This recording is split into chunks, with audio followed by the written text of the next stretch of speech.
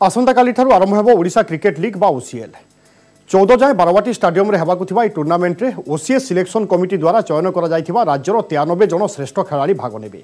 खेलाड़ी माननकु 6टी टीम रे विभक्त करा जायथिबा बेले दिनकु 2टी करी बारवाटी स्टाडियम रे समस्त मैच खेला जिवो। एही टी20 टूर्नामेंट रे भाग नेउथिबा प्रतिटी टीम को आईपीएल ढांचा रे जने लेखाए कोच एवं मैनेजर सहित 2 जन सपोर्ट स्टाफ दिया जायछि। कोविड गाइडलाइन को अनुसरण करी बिना दर्शक रे मैच हेबो, किंतु फैनकोड आप जरिया रे दर्शक यार सीधा प्रसारण देखि पारिबे।